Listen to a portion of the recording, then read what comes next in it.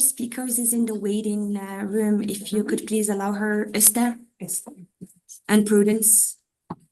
Thank you. Thank you.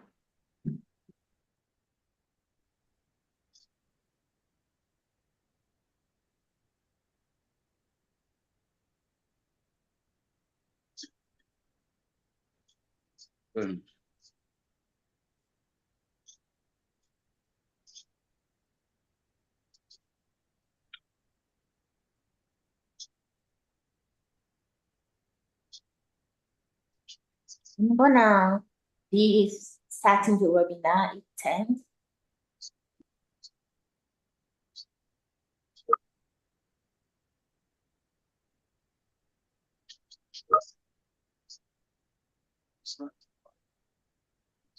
Hello, Isabel. Just checking if you were able to see the speakers that will be joining the session. Thank you. Yes, I allow Prudence.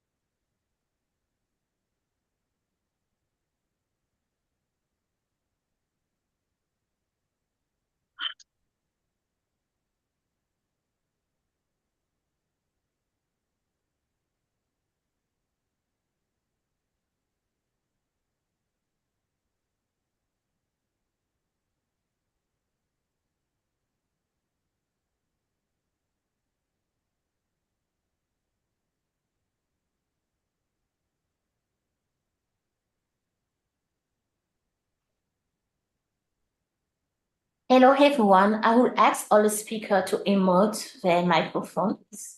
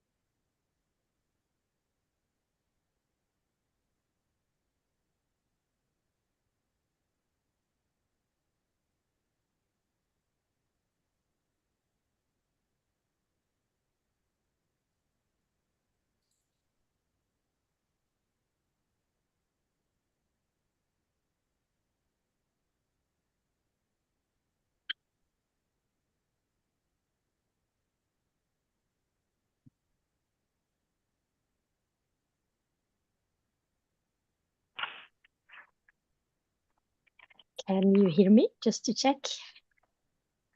I think so. Yes. Right. Good to see everyone.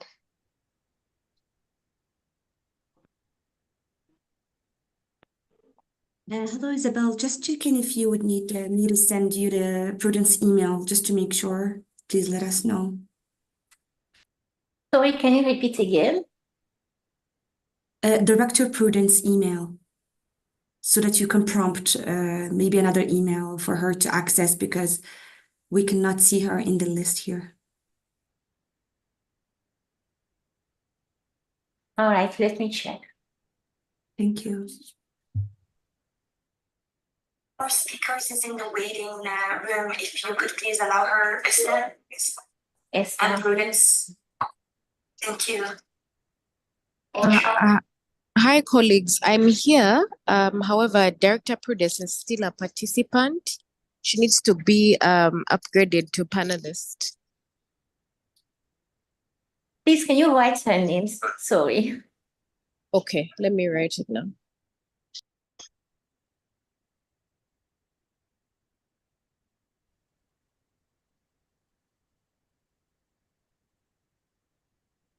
For now, this starting the webinar at 10.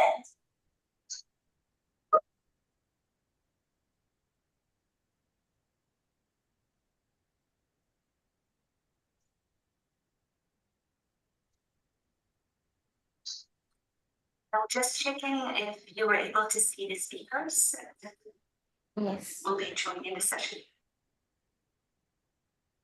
Yes, I allow Prudence.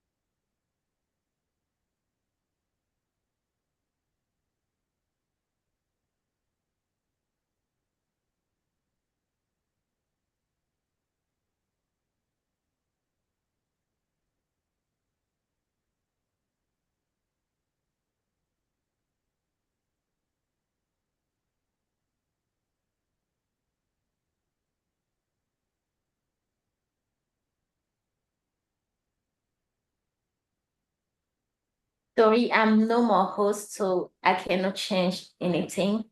But feel free to supporting. I would ask all the speaker to emote their microphones.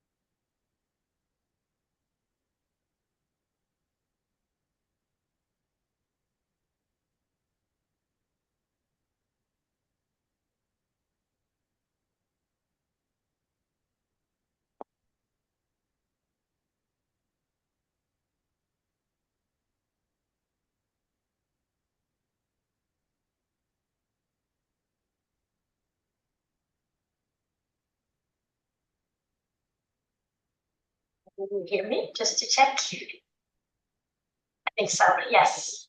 Right. Good to see everyone.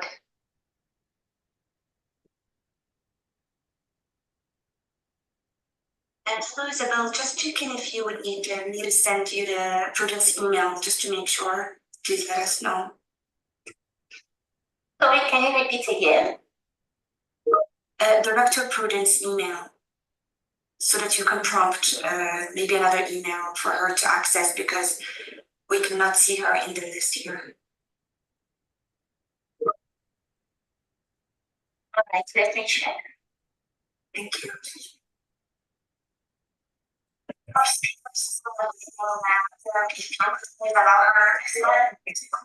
It's Anna Prudence. Thank you. Hi, colleagues. I'm here. However, Director Prudence is still a participant. She needs to be upgraded to panelist. Please, can you write her name? Sorry. Okay, let me write it down.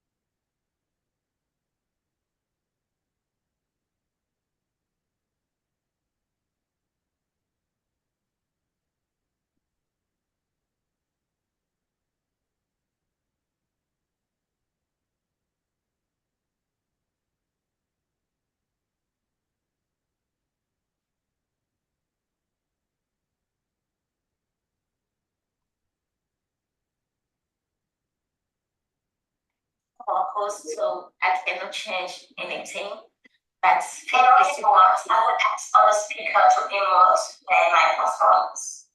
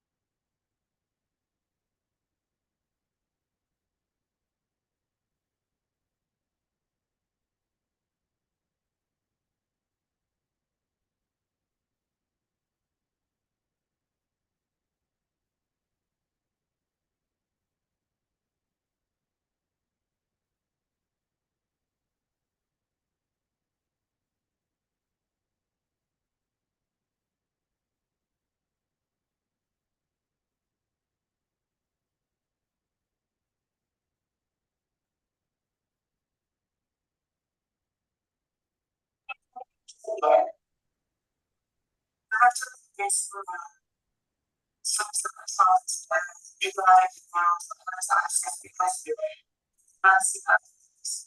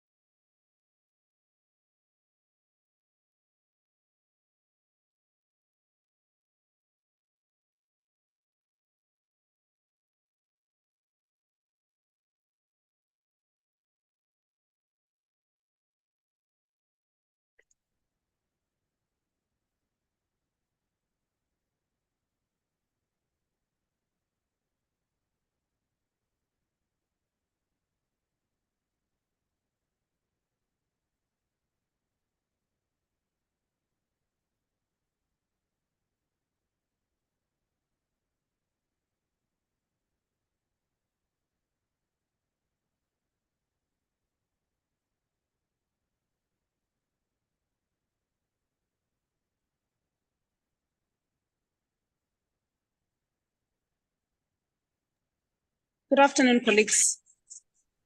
I am on Esther's phone now. I still can't get upgraded on my phone, so probably we can make it work through this one.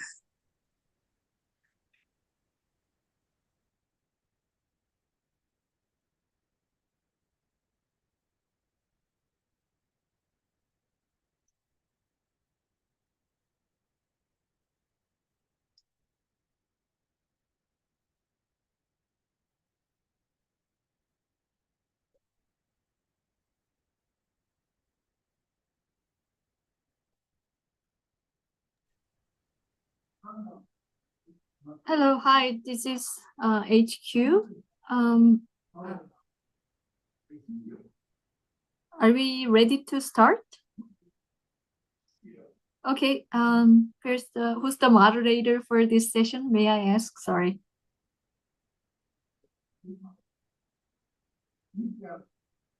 Isabel, are you online? I think we can start.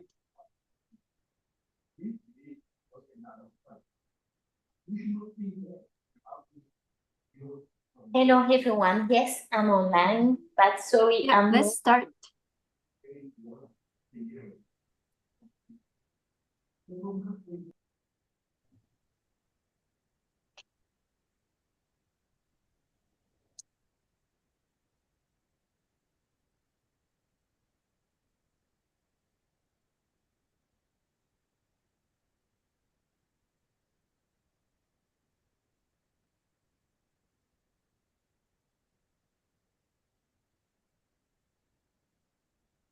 sorry, Ellen. Maybe we give a floor to Ingvild Solfan for the entering vote. Sorry. That is perfectly fine. I am ready, and I hope everyone else is ready. Let's all shake loose and get started with this very important session at the Global Green Growth Week 2024 of the Global Green Growth Institute, GGGI. The overall theme of the GGGW this year is Green Growth in Time of Uncertainties. And this is a very important session where we are going to be discussing the Green Inclusive Gender Index that GGGI is developing and promoting in partnership with stakeholders in the context of the African Union Green Recovery Action Plan project. As mentioned, very much in partnership with and under the leadership of the African Union Commission. So thank you very much to the AUC, also those that we have online from the AUC. And we are working very closely also with the economic communities across Africa, some of which are also among our speakers. So hello and thank you to ECOWAS, so the West African states, and the economic community of the Central African states, along with also the Arab Maghreb Union, or the UMA. So thank you so much, and also a shout out to other economic communities that we are working together with. Now, green growth happens in the context of a world where we know there is a gender gap. And if we take the Economic Forum's word for it, we will need another 130 years to close the current gender gap globally, applying a business as usual model. So we are making little bits of progress, but it's taken way more years than me or my daughters have in order to close the gender gap. So, and also in the context of this kind of transition towards a green development model, focusing on gender equality is not just a human rights imperative and an imperative around kind of justice and rights, but it is also a smart thing to do in terms of accelerating climate action and green growth initiatives. We know that women's and men's full engagement is required in order for humanity to face the many challenges that we have in terms of human development and ecological, environmental, and climate challenges. So this is really important. And within the African Union Green Recovery Action Plan work that we are supporting, there is a great opportunity to bring gender to the center and to the core of our definition of green recovery and green growth through this development of an index that fleshes out the multiple dimensions of green growth and the indicators that we can use to measure them and how they are interlinked and interrelated. Now, that is very important in order for policymakers to have the confidence to track and plan interventions that at the same time achieve economic, social, and environmental development goals within the SDGs. So we are very, very proud of the Green Growth Index work. We are very, very proud of our gender index that we have developed in the context of the AU-GRAP initiative. And we are very grateful to the partners that we have that have supported us in this endeavor. So I believe with that, I will hand it back over to the session moderators, and for what I am very confident is going to be a great discussion on some of the most important questions of our time. So I hand it back to the moderator. Thank you very much.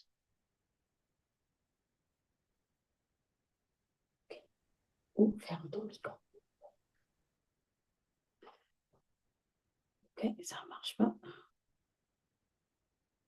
Nothing seems to work. Hello, good afternoon, and good morning for those who are attending from our time zone. Thank you very much, Ingvild, for setting the scene for us. So we'll start with introducing our speaker, our next speaker, Sam Ogala, will be speaking on behalf of Mr. Harrison Nyambe Nyambe, the Director of Sustainable Environment and Blue Economic Directorate of the Africa Union Commission. Sam, over to you to give your keynote speech. I thank you. Thank you. Good afternoon, distinguished delegates, distinguished representatives Sam, of the regional. I think you may have to unmute yourself if that's okay with you. I thank you.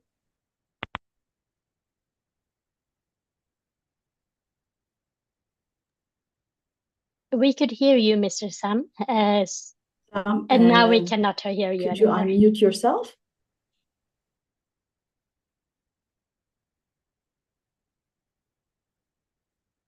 Sam, can you hear us or not? I think you may need to unmute yourself.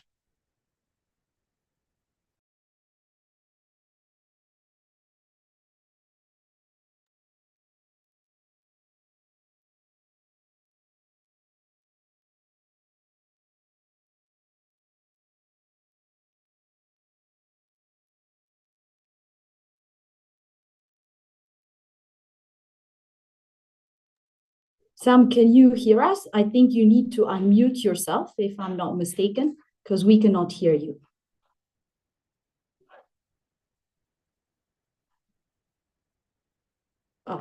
So I think it's to do with the HQ level, because Mr. Sam has unmuted. He's just sitting next door to me. So maybe can I kindly check with our colleagues who are hosting the session for us, the IT team? Thank you very much.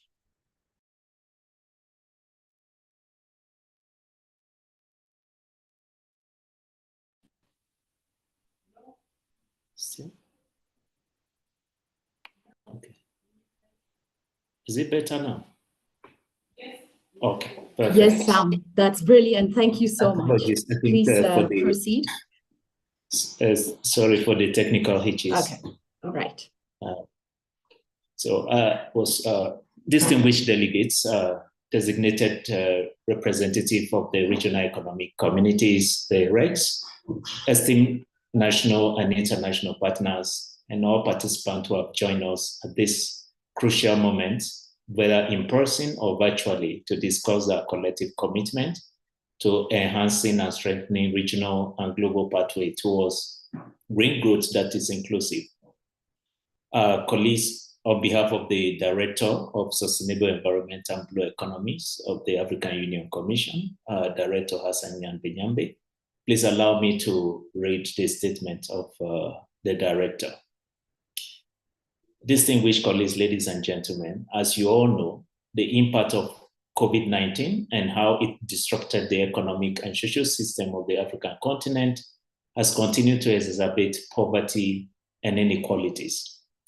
The African Union Green Recovery and Action Plan, what we call the AU-GRAP 2021 to 2027, was built as a result of developments and a stepping stone to a blueprint for action towards green recovery, inclusive green growth, a resilient Africa that aligns with the Africa Agenda 2063, the Africa we want, through the AU-GRAP. And the aim is to build a very sustainable, greener initiatives and more inclusive economy that bounce back after the COVID-19. With funding from Global Affairs Canada, the African Union Commission, through the Sustainable Environment and Blue Economy Directorate, is piloting phase 1 of the Transformative Climate Finance Program in collaboration with the Global Green Growth Institute and the African Capacity Building Foundation. The initiatives aim to enhance the economic and climate resilience of the African population, particularly women and youth, in the post-recovery era. It is being implemented in collaboration with 7 AU member countries, member states, and 3 regional economic communities, the rest of which some of them are present in this meeting. And the aim is to promote a greener and more inclusive recovery. distinguished ladies and gentlemen, colleagues, let's look at the context of which we are dealing with today and on this particular event. As we are currently navigating the period of global uncertainties with environmental, economic, and social crises converging and are gathering today to exchange knowledge, lessons learned, and best practices should serve us to enhance and scale up our collective actions, not just in addressing climate change, but also in ensuring that our responses are inclusive and equitable. The Sustainable Environment and Blue Economy Directorate of the African Union is deeply committed to addressing the pressing challenges of climate change and promoting inclusive sustainable development in Africa. Through the transformative climate finance program of the AU-GRAP, we are working to enhance the climate resilience of the African people with special focus on women, youth, and the marginalized group.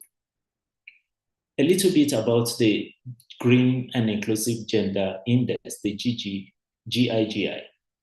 The development of the GIGI is therefore a vital resource towards addressing and tracking gender and inclusive growth across the continent.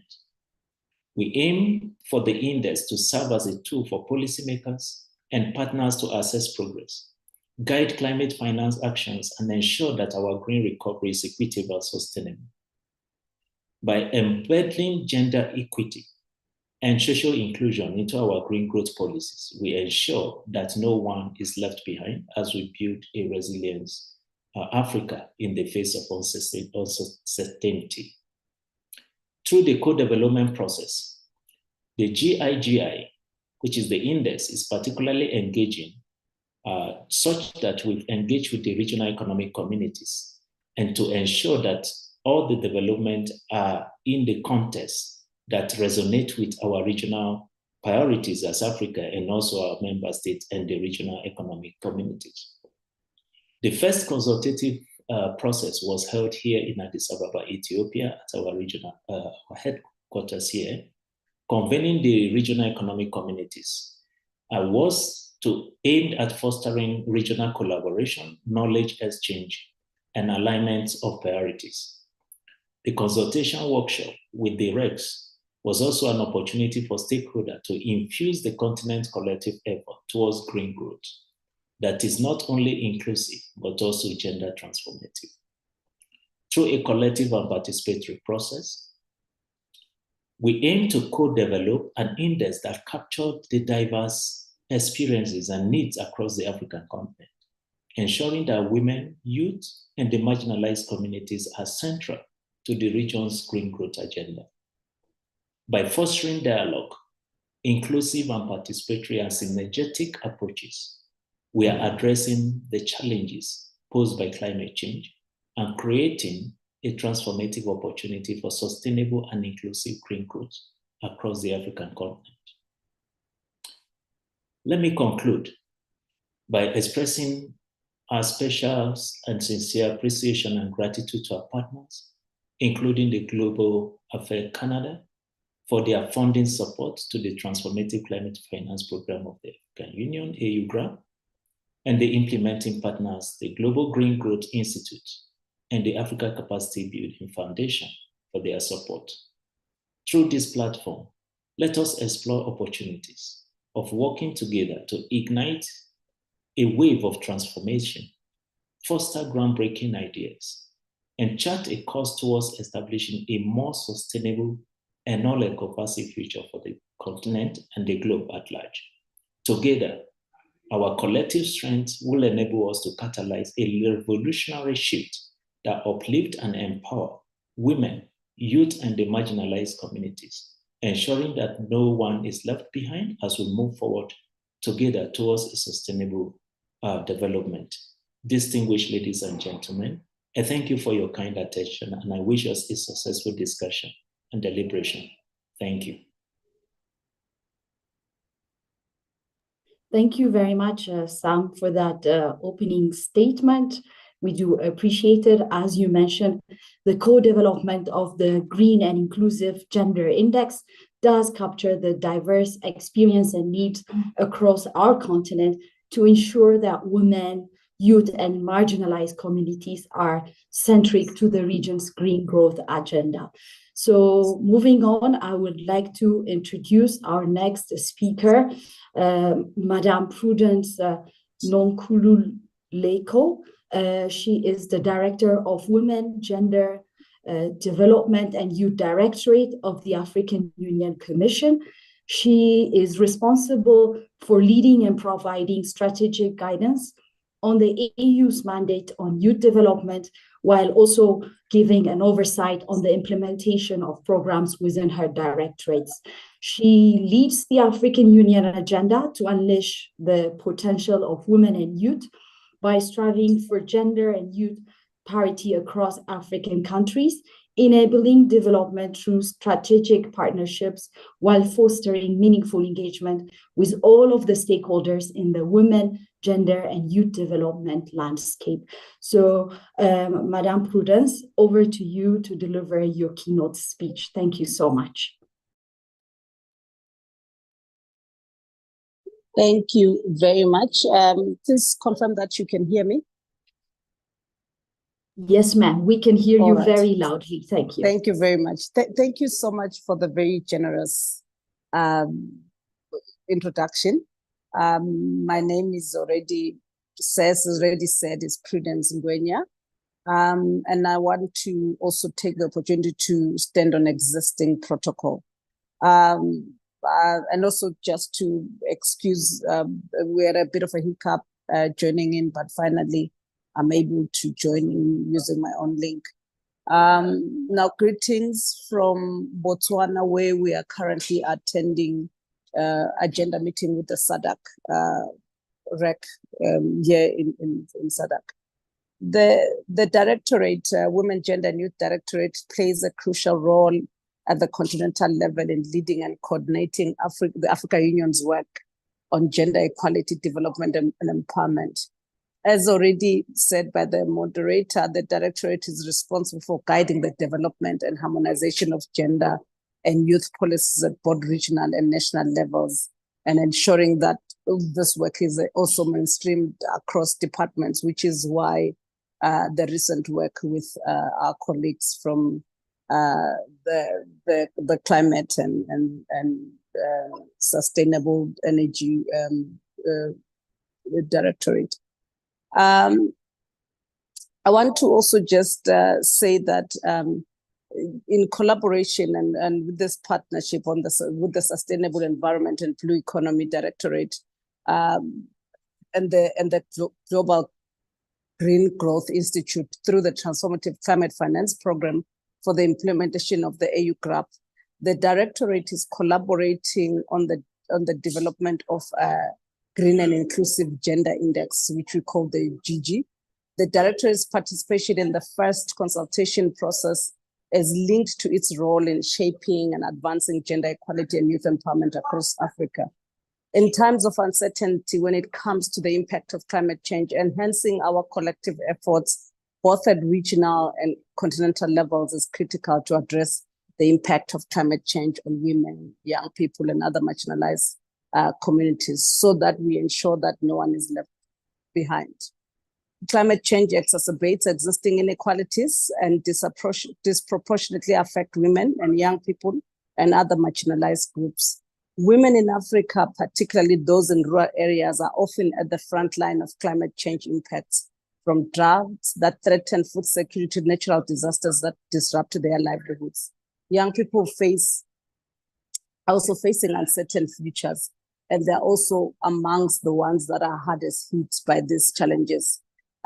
Speaking of women and young people interchangeably, it's important for me to also stress and make it known that the current demographic of the continent is such that most young people are women and most women are young people. So speaking about women or young people, but also this group, all of them being traditionally excluded, it's important to also just understand the demographic dynamics.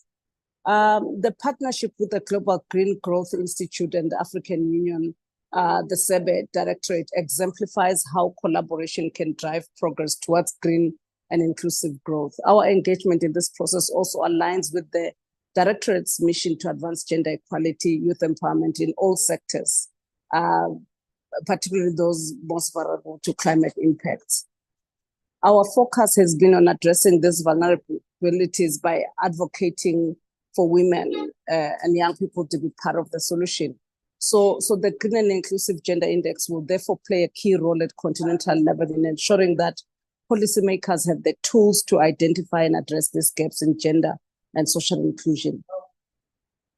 The Directorate also believes in the importance of regional and global collaboration to continue in building this momentum and to ensure that gender equality and youth empowerment remain central to our efforts in advancing an inclusive green growth agenda.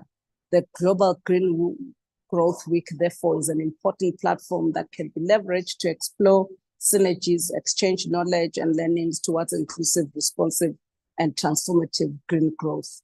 We are honored as the Directorate to be part of this pivotal initiative and look forward to our continued collaboration to ensure that our collective efforts lead to tangible, inclusive, and sustainable outcomes for all.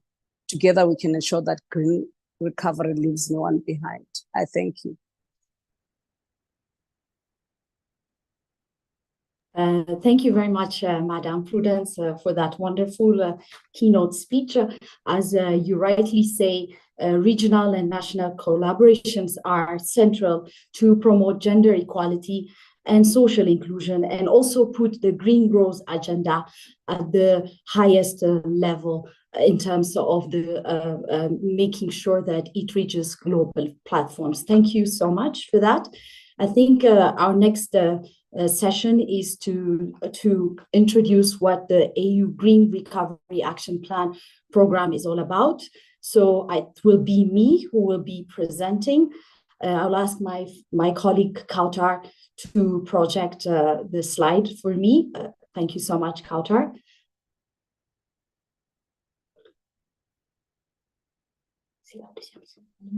Okay, thank you so much, Kautar. I appreciate. So just to give a bit of context of the program that we are implementing, the Transformative Climate Finance Program of the AU Green Recovery Action Plan. So this is a program that is funded by the Global Affairs Canada. And, okay, you cannot move next slide. Okay, 1 second. Then in that case, I'll just put my, Isabel, can you help us? Because she's not able to move the slides. Thank you so much. Apologies, I think we seem to have some technical glitch. Maybe it's also the end of the first day of the Green Growth Week, and we've all come to the last stretch. So we do apologize for the slight glitches that we have encountered so far. Thank you.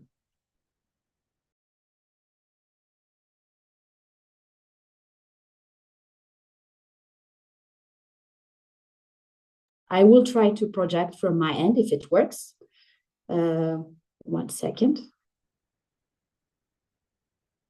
Share screen. Bear with me a second. Try to share my screen. Do you see my screen? Okay. Okay. I think I can see my screen now. Do you see my screen? The second slide? Okay, perfect. Yes. So, all right, that's great. So let me restart again. So I just want to give a bit of background of the AU Green Recovery Action Plan.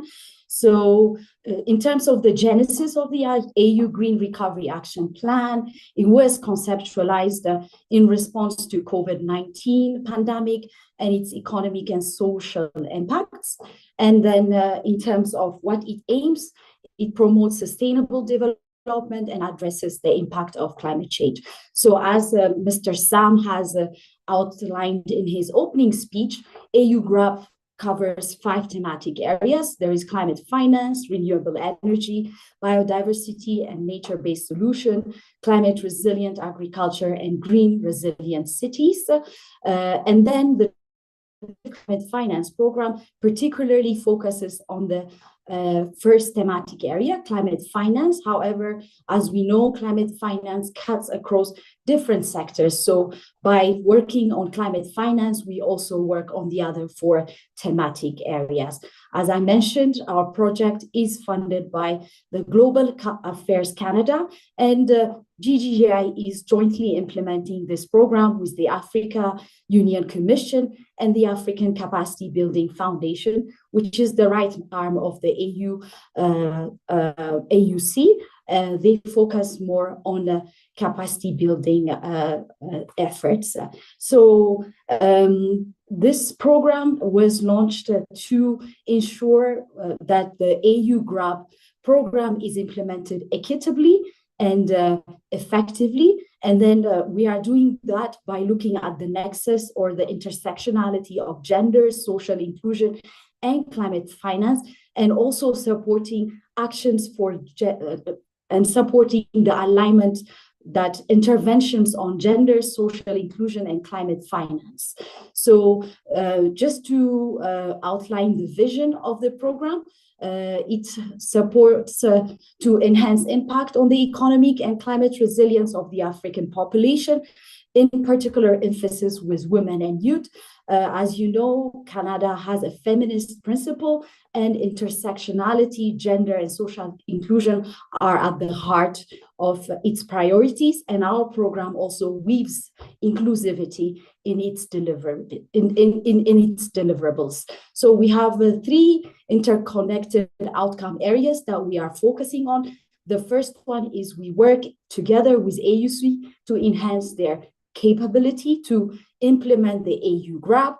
And in the second part, which we are closely working with our partner in African Capacity Building Foundation, we support the enhancement of skills for national and regional policymakers to have a greater understanding of green growth principles, and so that they can embed that into their national policies, plans, and strategy in alignment with their national development contribution and climate change strategy. And the third area that we are working on, we are trying to create an enabling environment for governments and partners so that they can unlock climate finance and mobilize resources, particularly dedicated for climate mitigation and adaptation projects, with a particular emphasis on women and youth-led initiatives. So as mentioned in the opening speech, we are working with 7 member states and 3 regional economic communities.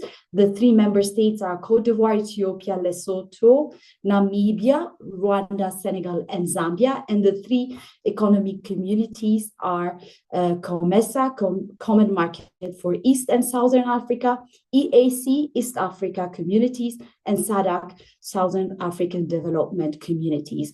This is a pilot program, so we are starting with the first cohort of member states and regional economic communities that have shown interest. That doesn't mean that we don't have other interests, but we're hoping that we can replicate the pilot gender responsive and inclusive climate approaches that are being designed under this pilot phase into other interested member states and regional economic bodies. So as part of enhancing the Africa Union capability, we are developing toolboxes to support the gender responsive implementation of the AU Green Recovery Action Plan priority areas. And then as part of this toolbox, we are currently developing a continental-wide gender and inclusive, green and inclusive gender index, with the regs being as the entry point. So the 3 regs that I mentioned, COMESA, EAC, and SADC, are part of this process. And in addition, we have ECOWAS, Economic Communities of West Africa States, ECAS, Economic Communities of Central Africa States, and UMA, Union du Maghreb Arab, who are taking part in the co-development of this index. So this index will support to track the various dimensions of gender and social inclusion in green growth efforts. It will also help capture the experience and contribution of women, men, and youth in each of the AU Green Recovery Action Plan priority areas, with a special focus on the climate finance as it is transversal.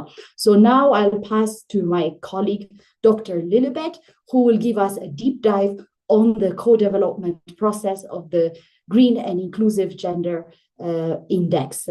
Dr. Lilibet, over to you. I thank you. Thank you very much, Rohit. Can you hear me?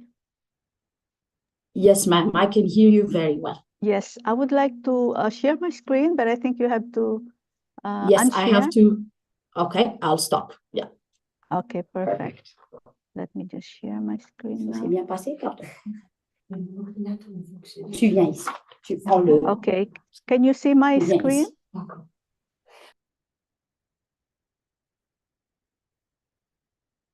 Yes, Lilibet, I can see your screen very well. You can proceed.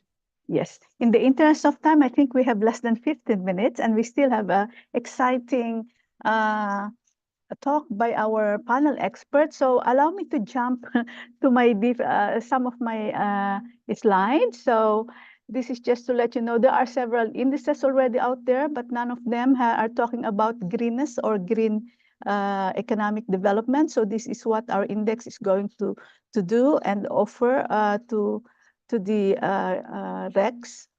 And so here I will spend a bit of time and then I will jump again very quickly to the others, because I think this is where some of you will then start to think about what this green inclusive gender index is all about. So we started at GI to develop the initial framework that we proposed to the RECs experts. So we considered the AU-GRAP priority areas that was mentioned by Rohit, and of course the Green Growth Index framework of the GGI. And on the left or on the right of your screen, you will see the draft. So I'm saying this is just a draft framework because we are still ongoing consultations with the RECs experts.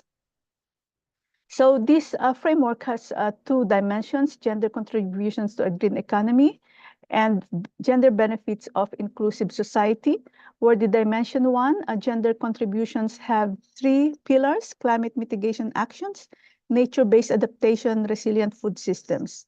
And the dimension two, gender benefits, has access to social services protection, green finance and entrepreneurship, and knowledge and digital transformation. What you see after each pillar are three examples. They are just examples of indicators for these pillars that we presented as initial list to the RECs experts during our first workshop. And as you will see later, this list became very long because the knowledge of the RECs experts have gone into it. So we also suggested to have some enabling environment. The dimensions or the pillars are peace and security, climate governance, youth empowerment.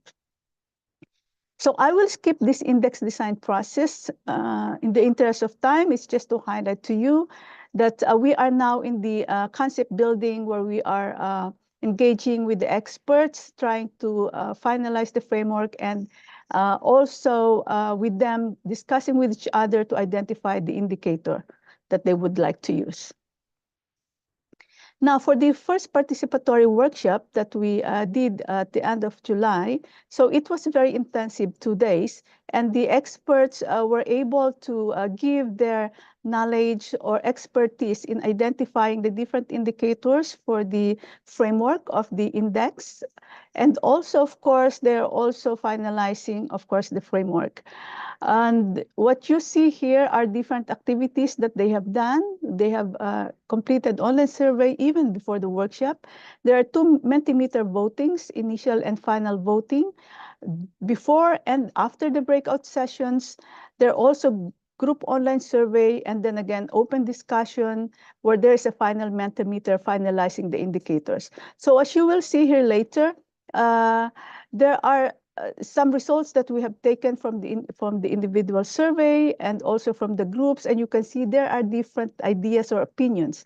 So what we try to do is to really collect all their information that they want and list them. You see, initially you saw 3 indicators. Now we have, for climate mitigation actions, we have 12 indicators.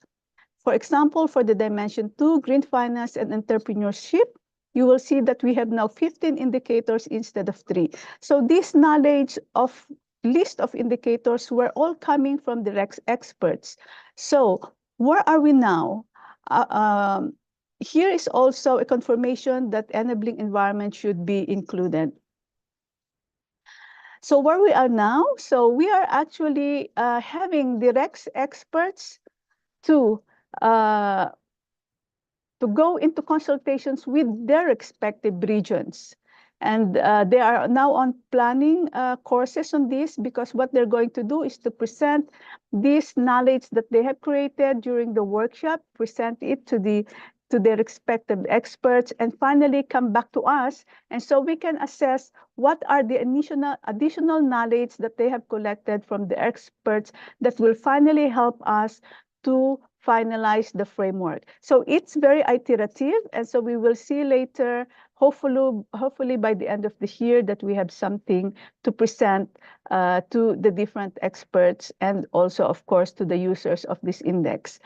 Now, the discussion will be done on the consultations that we have already done with them, and also the consultations that they are doing. So I'm sorry if I rush, but I think it's really important that we listen to our Rex expert. Thank you very much.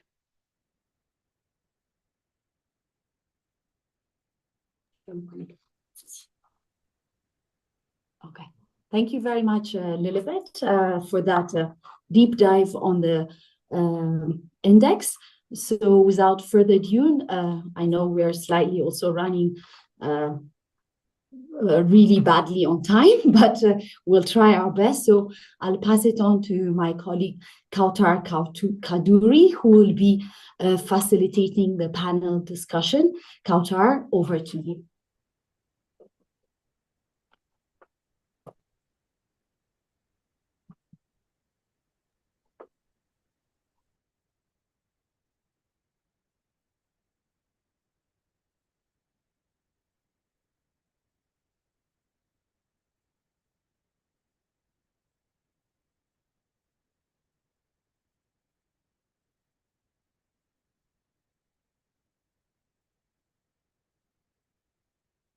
Kautar, are you still there?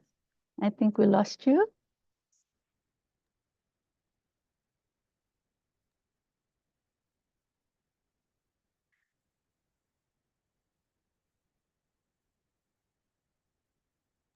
Go ahead. Okay, perfect. How about now? Do you hear me? Yes, we can hear you, but we perfect. cannot Thank see you. We had some few technical difficulties today. My apologies about that. Greetings, everyone, distinguished panelists, honored guests, and participants. It's our pleasure to welcome you to the panel discussion on the Green and Inclusive Gender Index, for short GIGI. And today's session is particularly significant because we're bringing together representatives from the regional economic communities who are playing an essential role in the co-development process of the index. So in no particular order, I would like to introduce our dear panelists. So Prof. Jacques André Dion, he's a coordinator of Climate Smart Agriculture Project. He's also a member of the National Academy of Sciences and Techniques of Senegal, specializes in earth sciences. He has around 20 years of professional experience in environmental issues. He's also a regional project coordinator for Climate Smart Agriculture at Economic Community of West African States. As a climatologist, his expertise ranges from climate dynamics to climate governance. And still with ECOWAS, Madame Aïssatou Ba, she's a gender expert, by training a sociologist, and also she specializes in gender and development. We also have with us Dr. Douadou Blue. He has 20 professional experience on environmental and climate biodiversity desertification issues with the strategic and socioeconomic development aspect. At African Union Commission, he's the Economic Community of Central African States Program Coordinator, and he also addresses United Nations Sustainable Development Goals, as well as the Paris Agreement and the NDCs, including as well the African Union Agenda 2063. We also have with us Madame Fauzia Shakiri. She's an agronomist, head of Division of Food Security Direction. She's also the gender focal person and UNFCCC focal person, and also she is the focal point on the Comprehensive Africa Agriculture Development Program. So this first round of consultation that we actually organized with our regional economic community experts have been very instrumental in sharing relevant context-specific insights, as well as with critical insight into the diverse realities faced across the continent, especially from the gender impact of climate change to the varying levels of access to climate finance. So through this collaboration, we aim for the index to be adaptable, incorporate the unique priorities of each region, as well as to foster greater ownership and sustainability. So we're fortunate to hear directly today from our distinguished panelists representing the regional economic communities. So I will start. So we have two questions that we'll be addressing, and each question will be addressed between 3 to 5 minutes max. So, and also in no particular order, I will start with Prof. Jacques representing ECOWAS with our first question. Jacques, do you hear us? Just to make sure before we go ahead with the questions. Yes, I hear you, Kautar. I hear you. Okay, perfect. So yeah, we can hear you good. Thank you. So if you could share with us your experience with the development process of the Green and Inclusive Gender Index, and you could also include maybe a reflection on some of the challenges faced, as well as some of the opportunities to address them. Maybe in the interest of time, if you could focus on 1 or 2 quick points. Over to you, Prof. Jacques. Warm thanks to you. My first words is a word of thanks and greetings to GDI for this opportunity. With regard to your first question, I say that my experience was very positive and fruitful with this index. During this workshop in Addis Ababa last July, I think July and at the end of July and beginning of August. And I really appreciate the holistic approach. I was saying that just one word was missing is the nexus approach. In fact, we should call it nexus. You know, we are not the same front of climate change impact. And women and young people are really facing various challenges. And I think that this index will give us opportunity to understand better what is happening to these two categories of people, and also how to better target our actions. This action can be taken from the policy side or from the scientific side, and just to fit to this community or to these kind of categories. That's my first insight, and I just give you the floor again. Thank you so much. Thank you so much, Prof. Jacques. I would like to give the floor to Madame Aissatou to reflect on your experience with the development process on the Green and Inclusive Gender Index, with a particular focus on the gender component. Over to you, Aissatou, Madame Aissatou. Merci beaucoup, Quata. Merci. Good morning, good afternoon, everyone. Quata, je vais partager mon expérience. Je ne sais pas, je vais partager en français, si vous permettez. Oui, avec plaisir. Oui, je vais traduire pour vous. So I will be summarizing Madame Aisatou's insights. Yeah, in English. Yeah, over to you. Allez-y, Madame Aissatou. Oui. Merci beaucoup, Quata. Je pense que nous avons participé à un atelier très, très riche à l'Union africaine à Addis Abeba. Et c'était une première, c'était une première en tant que REX, mais aussi en tant que spécialiste des questions de genre. Nous avons commencé à travailler, c'est vrai, depuis longtemps sur changements climatiques, mais un peu c'est sur la foresterie, sur les aspects communautaires. Mais avec cette formation, cet atelier à Addis, nous avons quand même pu acquérir pas mal d'outils. Et ce qui est plus intéressant dans ça, en termes d'approche, parce que nous avons eu à faire des travaux de groupe très, très, très intéressants. C'était notre première expérience donc avec l'Union africaine, je l'ai dit, des travaux de groupe très riches avec différents experts et d'horizons différents. Donc, nous avons des experts différents. Moi, je suis sociologue, tous sont climatologues, tous sont dans d'autres domaines d'horizons divers parce que nous voulons différents textes. C'était très riche vraiment en termes de travaux de groupe. Il y avait beaucoup, beaucoup de discussions. On restait même au-delà des heures échanger et ça montre vraiment l'intérêt que les gens portaient sur ce sujet. Ça nous a permis aussi d'avoir une idée sur vraiment cet indice qui est un outil le plus complet actuellement disponible pour explorer la question de l'égalité de genre dans le domaine des changements climatiques. Ce qu'on a vu vraiment, ça nous montre l'importance et aussi la pertinence de cet outil que je considère comme complet, disponible pour vraiment explorer tout ce qui est question liée à l'égalité de genre dans le domaine des changements climatiques, et surtout dans le financement vert. Un atelier que j'ai jugé participatif qui a permis de sélectionner des indicateurs. Nous avons eu à sélectionner des indicateurs à travers différents piliers, et dont l'un des piliers qui m'a le plus intéressé, normalement en tant que spécialiste des questions de genre, ça renvoie aux femmes dans la lutte contre les changements climatiques. Et ça permet de valoriser. C'est vrai que les femmes sont bénéficiaires, mais aussi sont actrices par rapport aux changements climatiques. Cet outil va permettre de voir dans quelle mesure ces femmes participent dans la lutte contre les changements climatiques. Quel est leur rôle? Quels sont les changements qu'elles peuvent apporter en tant que femmes, en tant que socle de la famille? Donc, c'est des outils vraiment tellement pertinents. Et je l'ai dit, l'atelier a permis d'échanger sur les 5 domaines du GRAP de l'Union africaine.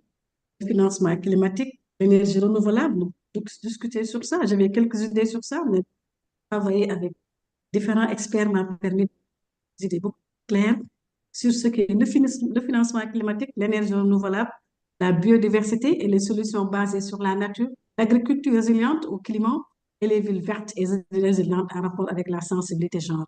Ça, c'est vraiment des acquis qu'on a eu durant cet atelier. C'est vrai que c'est pas, n'a pas duré, mais quand même, c'était très riche et on était très concentrés sur ces thématiques. Des discussions ont été tenues sur une liste initiale d'indicateurs à partir des indices liés au genre et les indicateurs des objectifs de développement durable. Donc, vraiment, il y avait donc cet aspect-là qui nous a permis de mieux échanger. Je l'ai dit, des travaux de groupe. Important pour notre région CEDEAO. Ça va nous permettre cet indicateur-là de voir comment faire en sorte que les groupes vulnérables, notamment les femmes, aient accès aux opportunités d'investissement, mais aussi disposer des statistiques. Les indicateurs vont nous permettre de disposer des indicateurs statistiques. Parce que le problème majeur que nous avons en Afrique, surtout en Afrique de l'Ouest, c'est de disposer des statistiques, mais surtout des statistiques sensibles au genre, donc sexo-spécifiques, mais aussi fiables. Et nous avons ce problème. Et l'indice va nous permettre vraiment de résoudre quand même partie, ou bien je pourrais dire ce problème-là. Disons, devient de plus en plus accru. De mieux comprendre aussi de nos femmes, je l'ai dit tantôt, et les opportunités de financement. Parce que si on a des indicateurs très clairs, bien conçus, ça va nous permettre, si on fait des demandes de partenariat, etc., d'avoir des facilités pour avoir des opportunités de financement. Donc, l'intérêt et aussi ce que nous avons capitalisé en 2 ou 3 jours à Addis Abeba, qui est très dynamique. Vraiment, vraiment, les profils des participants étaient très riches. Nous avons vraiment participé donc activement à ces ateliers. C'est l'occasion de remercier toute l'équipe et de remercier aussi Matar. Merci beaucoup. J'attends la deuxième question, peut-être. Oui, merci beaucoup, Madame Aïssatou. Je vais résumer pour vous rapidement l'essentiel de votre intervention.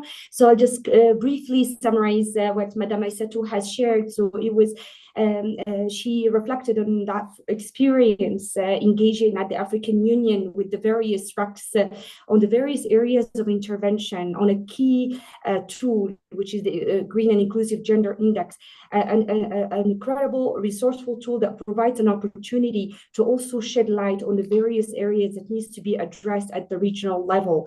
She also found that the working groups were really rich, provided the participants representing from from the ranks to provide their expertise from various backgrounds, which included gender and climate change.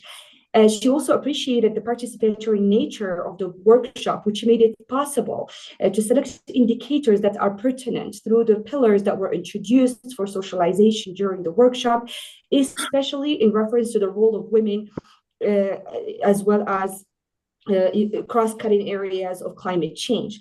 So she also believes that the workshop provided an opportunity to also deep dive on the 5 priority areas of the EU Green Recovery Action Plan, with a particular focus on climate finance. She believes also that these discussions were an essential start, especially to finalize indicators and to confirm their pertinence for each region, especially highlighting the gender-related indices in reference to the SDGs, as well as the Africa regional priorities pertinent to the region. So this is essentially her intervention.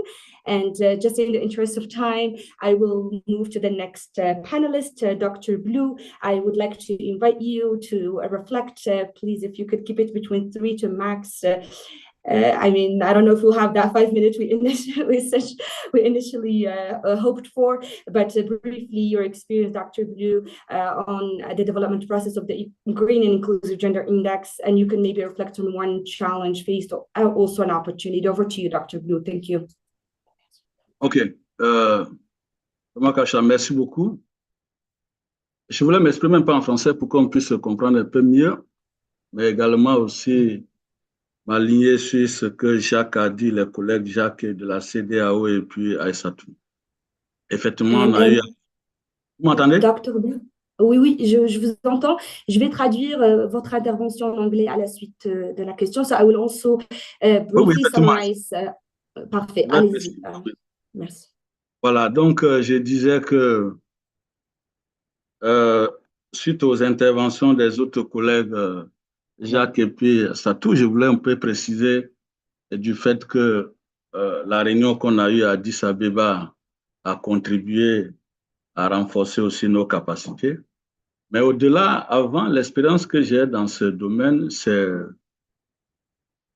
se fait à cheval entre l'Afrique centrale et l'Afrique de l'Ouest, parce que je suis de l'Afrique de l'Ouest, je suis de la Côte d'Ivoire, et je travaille en Afrique centrale depuis pratiquement une dizaine d'années sur les questions de schéma climatique, sécurité alimentaire, nutritionnelle, qui sont comme des défis, la désertification, la biodiversité, mais l'agriculture, les questions de la transhumance.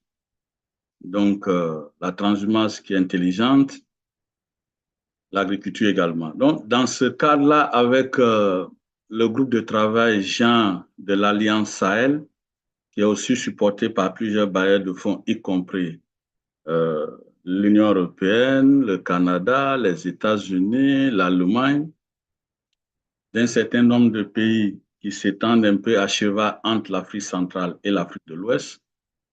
Comme le nom l'indique, le Sahel, nous avons travaillé à développer des actes de travail sur des dimensions qui sont les dimensions économiques et puis autonomisation de la femme en regardant un peu le taux d'emploi vert, l'accès au crédit pour les femmes, les questions foncières, mais également aussi la dimension sociale qui a pris en compte le développement des indicateurs sur les questions de santé, de l'éducation, mais en même temps les questions de la sécheresse, de l'inondation.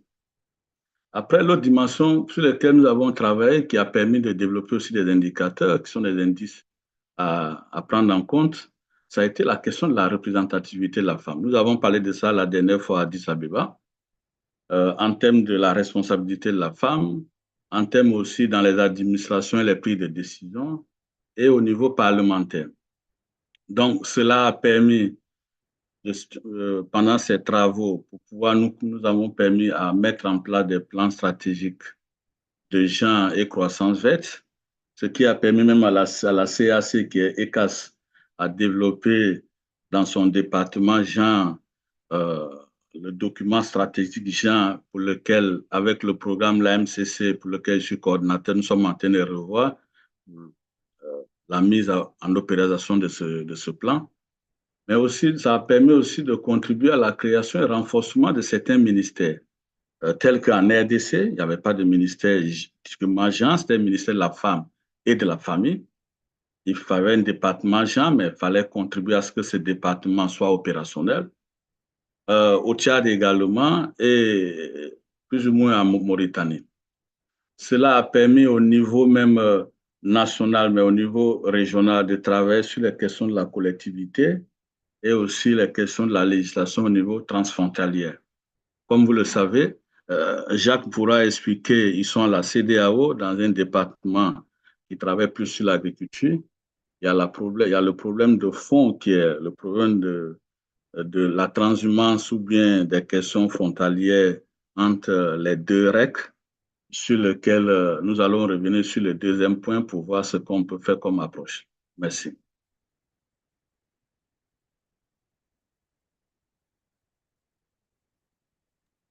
Merci beaucoup, Dr. Blue. So I will summarize briefly what Dr. Blue referred to. So he appreciated the experience as well to participate in this consultative and collective effort in ensuring that the co-development process of the green and inclusive gender index also reflects the regional experiences as well as priorities. One of the key areas that ECAS and he's represented also the Economic Community of Central Africa states brings to an additional advantage is the regional and national level collaboration within the Central and West Africa with the Gender Working Group of the Sahel Alliance to produce indices that covers issues of food and nutrition insecurity, food security, climate change, desertification, biodiversity, agriculture, and all of these thematic areas is cross-cutting within the co-development process, especially in reference to the AU-GRAP priority areas. He also mentioned the focus of ECAS on economic autonomy with a particular focus on gender equality and social inclusion, especially representation and notably the rate of women participation in decision-making processes, as well as parliamentary bodies, as well as the application of legislations that also speaks to their efforts towards ensuring inclusion in the work that they do at the region.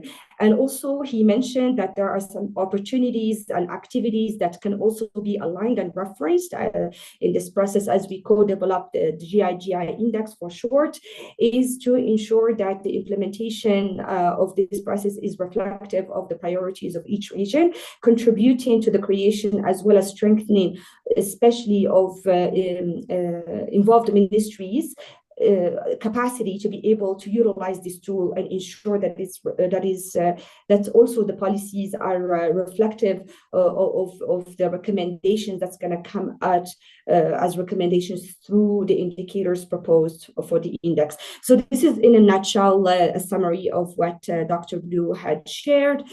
In the interest of time, I will move to Madame Fouzia. If you can also, Madame Fouzia, I'm not sure if you could hear us. Yes. Yes, can you hear me? Yeah, we can hear you good. Thank you. So address briefly your experience with the development process of the Green and Inclusive Gender Index, including some of the challenges and opportunities that needs to be addressed. Maybe 1 or 2 points. Over to you, Madame Fouzia.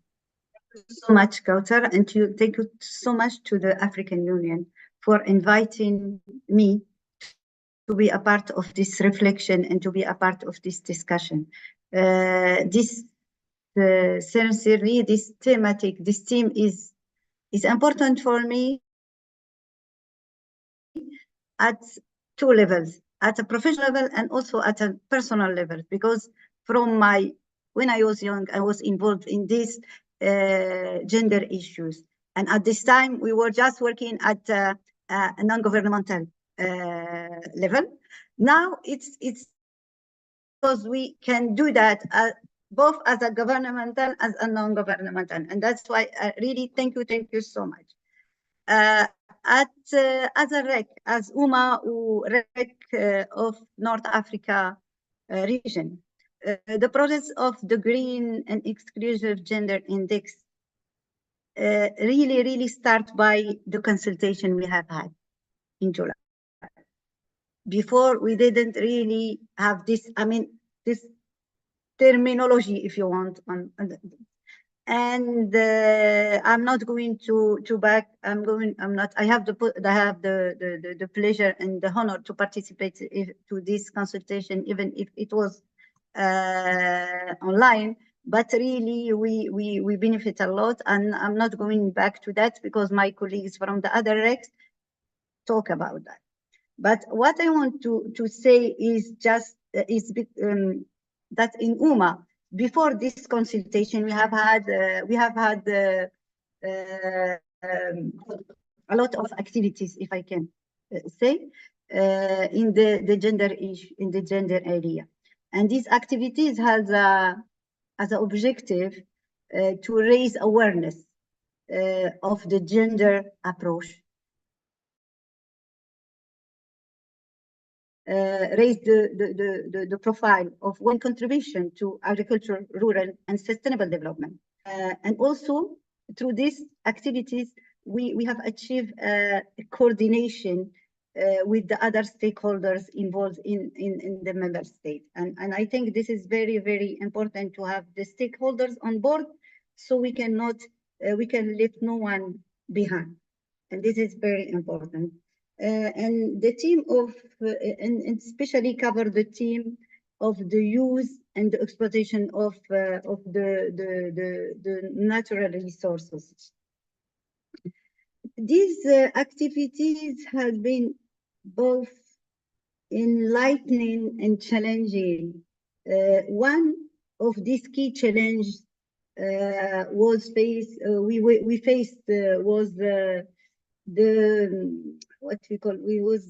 lack of the comprehensive gender disaggregation data. We don't have any the data was not disaggregated in gender across the sectors the sector which was concerned, and which is crucial for measuring progress accurately. This was especially difficult in rural areas where gender inequality are more pronounced and traditional roles still dominated. That's one of the challenges. However, these challenges present an opportunity for us to strengthen regional cooperation. By working with local government and international organizations and we have achieved these activities in collaboration and cooperation with most of them, FAO and UNICA. We were able to improve data collection method and increase the awareness about the importance of gender-sensitive policies.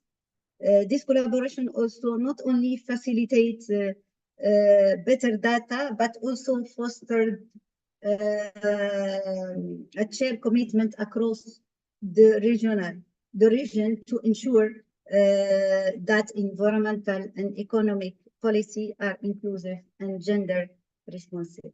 That's what I want to say for this part, and thank you so much. Thank you very much, Madame Fouzia, for your intervention.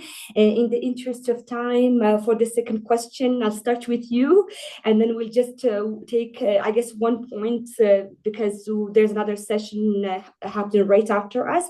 So quickly, Madame Fouzia, if you can please maybe share one recommendation and then the importance of the GIGI index for the region, maybe just one recommendation. Okay. Over to you, Madame Fouzia. So very, very, very quick. For me, the GIGI hold great significance for our region. It provides a clear, measurable framework to assess, especially from the indicator we have discussed in the consultation in July. So to assess the interaction of gender equality with sustainable development and green growth.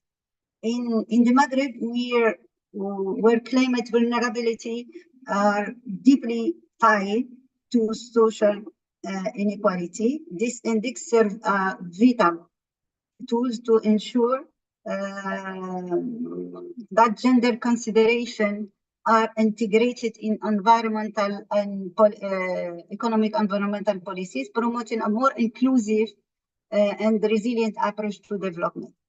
One or two recommendations would be to enhance capacity building effort at both national and local level, ensuring that policymakers and stakeholders are equipped to interpret and apply the index effectively.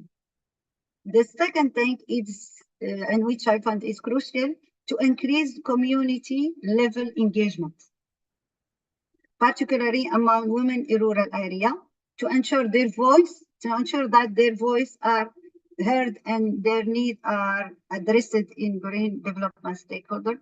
And this can be this development strategy, and this can be done through the involvement of all the stakeholders involved in this. We should have stakeholders with us at a different level, because with this we can ensure that the need and the aspiration of all these women in this population are in. Thank you so much. Thank you so much, Madam Fauzia. Dr. Blue, one takeaway on a recommendation and the importance of the GIGI index from the ECAS perspective. Over to you, Dr. Blue. Yeah, je pense que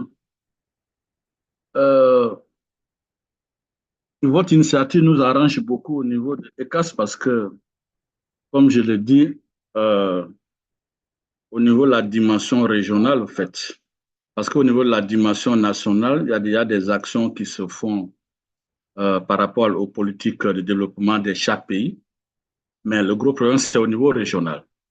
Au niveau régional, l'initiative arrange les pays de l'Afrique centrale dans la mesure où ça pourra permettre de développer deux approches. Une première approche qui va être une approche intégrée. Cette approche intégrée aussi va permettre de collaborer de façon durable avec les autres CR, plus précisément la CEDEAO, en termes d'actions à conduire ensemble, en termes d'actions à mener ensemble. Et l'autre approche va être l'approche typiquement qui va être orientée sur des approches à la fois sectorielles, mais ciblées compte tenu du genre et de la problématique que tout cela engendre aujourd'hui dans le développement et l'atteinte des objectifs du développement durable. Donc, pour nous, c'est vraiment la bienvenue. On a déjà développé un certain nombre d'outils et qu'avec l'initiative que vous menez, ça pourra permettre de collaborer, de renforcer nos champs de travail et avec aussi, comme je l'ai dit, avec la CEDEAO, parce que dans la sous-région, le gros des problèmes se trouve véritablement au niveau de la partie CEDEAO. Sinon, les autres parties, la CAC qui se trouve vers la Tanzanie, vers aussi les zones de Kenya, ce n'est pas le problème. Le problème, c'est au niveau maintenant des crises qui se font entre la partie Nigeria, Cameroun, Niger, Tchad et autres. Donc, merci beaucoup. Thank you so much, Dr. Blue. In the interest of time, I will summarize after Aissatou. I'll give the floor to ECOWAS. Madam Aissatou, if you can briefly, one takeaway recommendation that you could share about the importance of the GIGI index, and then I will summarize your intervention with ECAS as well. Over to you, Aissatou, Madam Aissatou. Merci beaucoup. Merci beaucoup, Qatar. C'est toujours un plaisir de prendre la parole parce que vraiment, ce sont des questions très, très, très, très importantes et je pense que l'expérience nous l'a montré à Addis. L'intérêt vraiment d'avoir cet indice genre vert-là pour mieux prendre en compte la particularité des femmes, surtout au niveau de notre région. Parce que ça permet un peu, je l'ai dit, de renforcer la résilience, de partager surtout les informations l'atelier d'Alice, c'est vrai qu'on a travaillé sur les indicateurs. Il y a beaucoup d'informations qui ont été partagées, donc ça a été très riche. Donc, ça permet vraiment de faire des efforts communs pour un financement climatique et énergétique. C'est aussi une de nos solutions par rapport à ce qu'on appelle l'agriculture résiliente, l'approche inclusive. Si on a les échanges, ça facilite vraiment comment tenir en compte cette approche inclusive-là, où on prend en compte les femmes, les jeunes et les autres groupes aussi qui ont besoin d'être appuyés en termes de financement, d'opportunités de financement ou d'investissement. Donc, ça a été en tout cas une activité très riche et je pense qu'au niveau de la CEDEAO, c'est vrai que nous avons un centre de gestion des ressources en eau. Nous avons des agences. Chaque agence a sa spécificité. Mon collègue Ara est au niveau de l'agriculture, mais il est spécialiste en climato. Donc, nous avons une stratégie régionale sur le climat de la CEDEAO. Moi-même, j'ai participé à l'élaboration de cette stratégie pour veiller à ce que les questions de genre soient plus. Mais ça ne suffit pas, ça ne suffit pas. Il nous reste beaucoup à faire, surtout au niveau des projets. Et en termes de recommandations, ce que nous voulons dire en termes de recommandations, c'est de renforcer la collaboration. C'est vrai, il faut démarrer au niveau régional. Je pense que ce qu'on a fait avec l'Union africaine, ça ne suffit pas, Cotard, ça ne suffit pas. Si on peut encore renforcer, parce qu'on avait 2 jours ou 3 jours comme ça, si on peut encore renforcer par rapport à cet indice genre vert, ça va nous permettre vraiment de capitaliser ou bien d'acquérir encore d'autres connaissances qu'on pourra partager au niveau de la région CEDEAO. Donc, la collaboration renforcée déjà d'abord avec l'Union africaine et voir aussi au niveau régional. Et ce que nous avons acquis africaine, comment nous pouvons aussi le transférer Merci. au régional. Je pense que Merci c'est beaucoup. l'intérêt.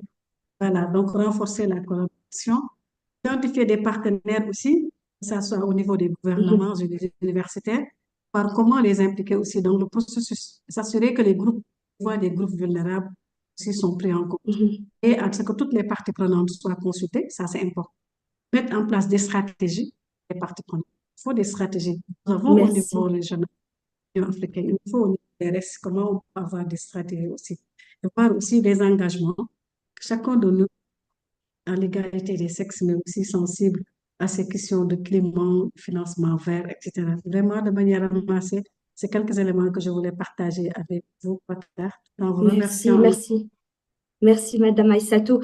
Je vais brièvement, rapidement, parce qu'on a vraiment dépassé un petit peu le temps qui a été alloué pour la session. Donc, je commence par Dr. Blue et puis ensuite vous brièvement. So for Dr. Blue, presenting ECAS, indeed, he reflected on the importance of the regional dimension of the GI index. Contributing to an integrated approach for collaboration, especially working together. But again, the specificity of the index on the sectorial level, in the sense, focusing on the gender component and inclusion is one of the key strengths of the index, which he foresees from the ECAS perspective an opportunity to collaborate and enhance working together within the region as well. And same thing also came up from ECAS from ECOWAS, represented by Madame Aïssatou. So also believes that the GIGI is an opportunity to strengthen African resilience, sharing information on joint efforts for climate change and energy and climate finance. As well as she believes that it is a solution on nature, resilient agriculture, inclusive approach, which provides an opportunity to improve impact and economic resilience within the region. And of course, she also stressed on collaboration and identifying interpoints at the regional level, especially government, academic, civil society, to partner together in this process in order to ensure that the voices of women, youth, marginalized communities in particular are reflected, leaving no one behind. So this is in a nutshell, briefly, what Madame Aïssatou and Dr. Blue shared. I'll give the last point to Prof. Jacques to quickly, still from ECOWAS, to reflect on the importance of the GIGI from the climate change perspective, and also one key recommendation. Prof. Jacques, over to you quickly. Thanks a lot, my colleague Kauta. I just have one recommendation: better data for better and targeted action. Because from my perspective, thanks to better data, we can assess already what has been done. And this will allow us also to refine policies to take in a better consideration climate change and gender issues. That was my takeaway. Thanks a lot. Thank you very much, Prof. Jacques. Indeed, better data, better impact. I see your hand up, Madam Fauzia, before we wrap up the session. Yes. Sorry for coming up, but I want just to add something. Last week we were in Cairo for this African agribusiness suit.